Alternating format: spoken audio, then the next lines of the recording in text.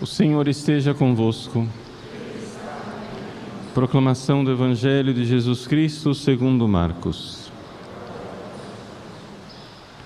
Naquele tempo, Jesus começou a ensinar de novo às margens do mar da Galileia. Uma multidão muito grande se reuniu em volta dele, de modo que Jesus entrou numa barca e se sentou, enquanto a multidão permanecia junto às margens na praia. Jesus ensinava-lhes muitas coisas em parábolas, e em seu ensinamento dizia-lhes: escutai, o semeador saiu a semear. Enquanto semeava, uma parte da semente caiu à beira do caminho, vieram os pássaros e a comeram. Outra parte caiu em terreno pedregoso, onde não havia muita terra. Brotou logo, porque a terra não era profunda, mas quando saiu o sol, ela foi queimada e, como não tinha raiz, secou. Outra parte caiu no meio de espinhos, e os espinhos cresceram, a sufocaram e ela não deu fruto. Outra parte caiu em terra boa e deu fruto, e foi crescendo e aumentando, chegando a render 30, 60 e até 100 por um. E Jesus dizia: quem tem ouvidos para ouvir, ouça. Quando ficou sozinho, os que estavam com ele, junto com os 12, perguntaram sobre as parábolas. Jesus lhes disse: a vós foi dado o mistério do reino de Deus, para os que estão fora tudo acontece em parábolas, para que olhem, mas não enxerguem, escutem, mas não compreendam, para que não se convertam e não sejam perdoados. E lhes disse: vós não compreendeis essa parábola? Então como compreendereis todas as outras parábolas? O semeador semeia a palavra que estão à beira do caminho, são aqueles nos quais a palavra foi semeada. Logo que a escutam, chega Satanás e tira a palavra que neles foi semeada. Do mesmo modo, os que receberam a semente em terreno pedregoso são aqueles que ouvem a palavra e logo a recebem com alegria, mas não têm raiz em si mesmos, são inconstantes. Quando chega uma tribulação ou perseguição por causa da palavra, logo desistem. Outros recebem a semente entre os espinhos. São aqueles que ouvem a palavra, mas quando surgem as preocupações do mundo, a ilusão da riqueza e todos os outros desejos, sufocam a palavra e ela não produz fruto. Por fim, aqueles que recebem a semente em terreno bom, são os que ouvem a palavra, a recebem e dão fruto. Um dá 30, outro 60 e outro 100 por um. Palavra da salvação.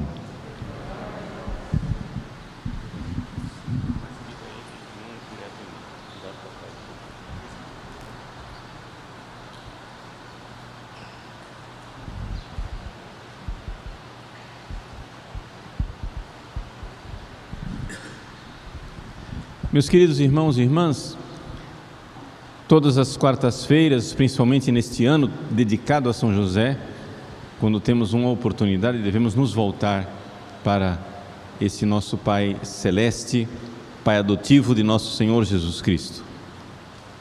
E eu gostaria de conduzir uma breve meditação a respeito desse título de São José, que é celebrado, mas nem sempre compreendido. São José operário. Vejam, a primeira coisa é que operário não quer dizer uma classe social. Infelizmente, a nossa mentalidade atual, com toda a questão de luta de classes, mais pobres, mais ricos, oprimidos, opressores, etc., etc., tende a olhar para o mistério de São José operário como sendo um problema social. Estamos classificando São José e Jesus numa classe social. Mas Jesus fazia parte da classe dos trabalhadores, Jesus não fazia parte da classe dos empresários, dos capitalistas, etc. É evidente que tudo isso é uma bobagem, nada disso tem sentido, porque nós estamos numa época lá de Jesus e de São José, em que o capitalismo sequer existia. Então, vamos parar de bobagem e vamos deixar de ser anacrônicos, ou seja, colocar num tempo aquilo que não existe. É interessante nós notarmos que as Sagradas Escrituras chamam São José de carpinteiro, não de operário. Carpinteiro aqui é uma interpretação tradicional.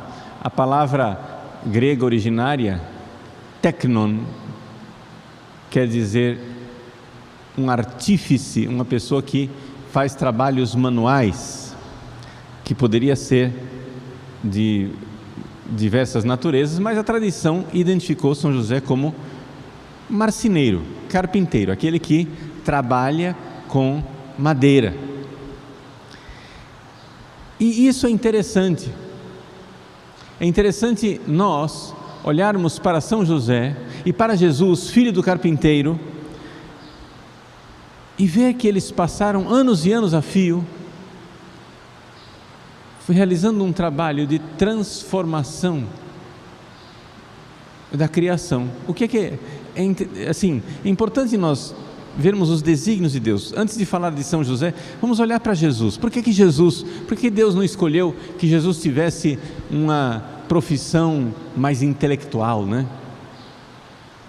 Jesus fosse professor, mestre, estudioso. Era importante que Jesus fizesse um trabalho humilde, simples, manual, braçal,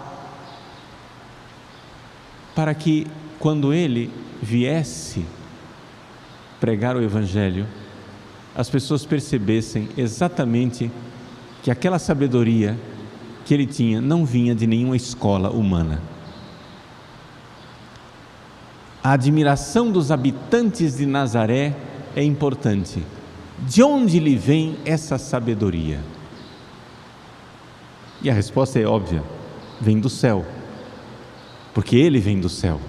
Porque ele é Deus que se fez homem. Ele é a sabedoria encarnada. Mas se Jesus tivesse estudado numa grande escola, como por exemplo São Paulo, que estudou na escola de Gamaliel em Jerusalém, todo mundo acharia que foi um bom aluno de Gamaliel, ele aprendeu lá. Mas o silêncio de Nazaré, o silêncio de Jesus, o seu trabalho durante 30 anos, num trabalho simples, fez com que brilhasse com maior clareza para a conversão dos povos, que aquela sabedoria não era uma sabedoria humana, não era uma sabedoria ensinada, era a própria sabedoria que se fez carne. E o que fez Jesus durante 30 anos? Ele pegou a criação, árvores, troncos, e trabalhou com suas mãos, aperfeiçoando a criação. É importante nós entendermos que esta é uma qualidade importantíssima do trabalho humano. Nós fomos feitos por Deus para intervir na criação, mas nós podemos intervir de duas maneiras. Podemos intervir na criação de forma destruidora, como uma bomba atômica, que acaba com tudo, que destrói tudo. Podemos intervir na criação fazendo obras de arte monstruosas, horríveis, disformes, sem beleza nenhuma. Podemos intervir na criação pervertendo o que Deus fez. Mas nós podemos intervir na criação aperfeiçoando. Veja, quando eu construo uma casa para morar, eu estou intervindo na criação, mas estou fazendo uma coisa boa. E se eu fizer essa casa com arte, com beleza, nós podemos imaginar, não é? Com que capacidade técnica e artística Jesus e São José realizavam suas obras. Porque eles conseguiam enxergar num tronco de árvore, como um artista enxerga num bloco de mármore uma obra de arte, eles conseguiam enxergar algo para ser feito, para aperfeiçoar a criação. Então que bom que um carpinteiro se deu ao trabalho de fazer os bancos nos quais nós estamos sentados. Isso não é um aperfeiçoamento? Não é melhor do que sentar no chão? Não é bom que nós cheguemos em casa e possamos sentar à mesa, usar cadeiras, ter uma cama para deitar? E se tudo isso, além de ser funcional, for belo? Vejam, a carpintaria esse trabalho manual pode parecer muito humilde, mas se bem feito, se feito neste verdadeiro espírito de que eu estou realizando algo, eu estou intervindo, eu estou pegando aquilo que foi criado por Deus e estou aperfeiçoando, eu estou participando da obra de Deus. Deus, Criador do universo, fez esse mundo, mas Ele não fez perfeitinho, do jeito que nós poderíamos imaginar para as nossas necessidades. Não, Ele fez o mundo e fez o mundo com a necessidade de o homem cultivar esse mundo. Antes mesmo do pecado original, Adão e Eva foram colocados no jardim, no paraíso terrestre, para cultivar o jardim. Para cultivar o jardim. Isso é uma coisa que poucas pessoas observam, mas está lá, nas Sagradas Escrituras. Então nós somos chamados a usar as nossas habilidades, usar os nossos talentos para transformar o mundo de uma forma que fique melhor. Deus podia ter criado o mundo de outra maneira, mas Ele criou o mundo de tal forma que o homem tivesse necessidades. Nós temos necessidade de construir nossas casas, nós temos necessidades de fazer nossas roupas para nos proteger, nós temos necessidade de fazer coisas, mudanças no mundo para que o mundo seja melhor. Agora disso vem a analogia mais importante. Se isso é verdade com o mundo lá fora, é mais verdade com o mundo aqui dentro. Dentro de nós. Nós somos, quando nascemos, uma espécie de tronco de madeira bruto, que precisa ser trabalhado. Nós precisamos ser serrados, aplainados, desentortados. Nós precisamos ser torneados, lixados, envernizados. Na nossa alma nós precisamos cultivar as virtudes.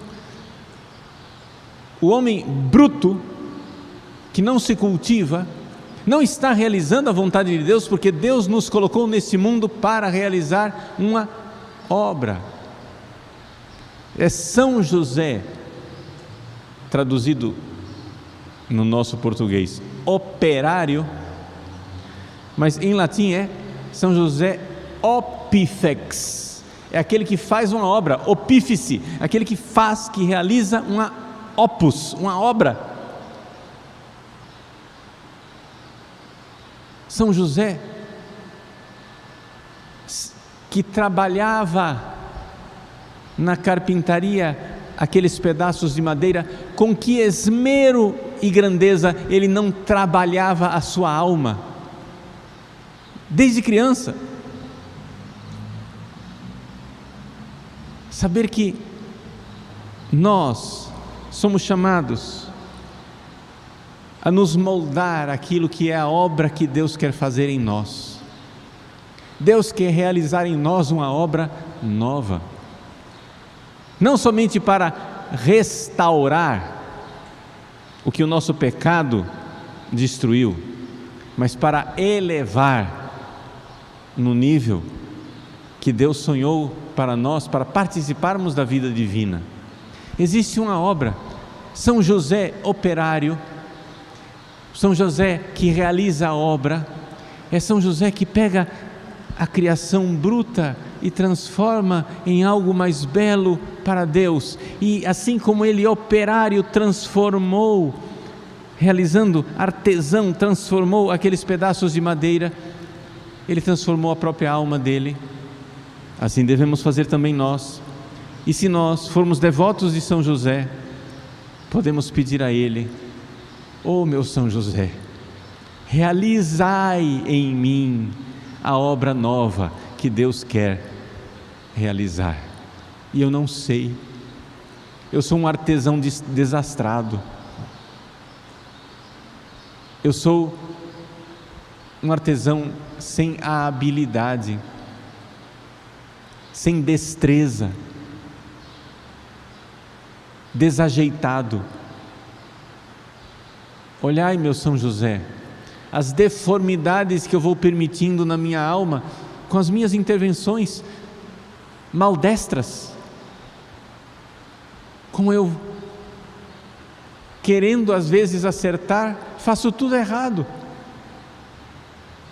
e não sei para onde ir. São José, operário, não é um título que contradiz São José, mestre da vida interior. É exatamente o contrário, é a mesma coisa. São José, que transformava o mundo material, transformava também o mundo espiritual de sua própria alma. Como São José, ao olhar o Cristo, foi se configurando a Ele cada dia e cada vez mais. O que era conviver com Jesus? O que era conviver com Maria? Eis aí a grande obra de São José: olhar aquele divino modelo e então ir configurando sua alma, cerrando as arestas, aplanando aquilo que está torto, lixando aquilo que ainda estava duro, embelezando e refazendo, porque nós precisamos nos elevar e crescer até a estatura de Cristo. Eis aí a nossa obra. São José, opifex, opífice, fazedor de obra, fazedor da obra da marcenaria, fazedor da obra em sua própria alma, fazedor da obra em nossas almas. Portanto, tenhamos muitíssima devoção a São José, operário.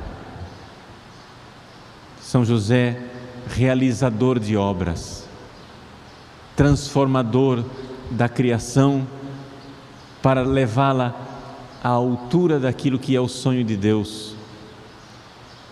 São José, que trabalhava as virtudes, São José, que realizava o sonho de Deus. Meus queridos, que São José então nos acompanhe em nossos trabalhos, para que no nosso dia a dia, seja qual for a sua profissão, você vá colhendo da transformação que você realiza no mundo, a transformação que você precisa realizar em você. Não vivam a vida esquizofrênica, duas vidas, onde você vem à igreja e é um contemplativo, vai lá fora e é um esquecido de Deus. Não, vamos sair daqui e olhar para o trabalho do dia a dia com os olhos de José. São José olhava para aquela madeira que ele tinha que serrar e via algo sobrenatural, transcendente, divino, que é a obra que o ser humano é chamado a realizar. Nós somos cooperadores, cooperar, cooperadores com as obras de Deus. Realizamos junto com Deus as suas obras. Deus tudo fez, e tudo fez de forma tão linda e perfeita, que uma das perfeições da criação de Deus é o chamado que o ser humano tem de aperfeiçoar essa criação. Deus podia ter feito tudo sem precisar de nós, mas Ele quer precisar. Ele quer o nosso sim, como o sim de Maria, como o sim de São José. Ele quer. Deus quer realizar em nós uma obra nova.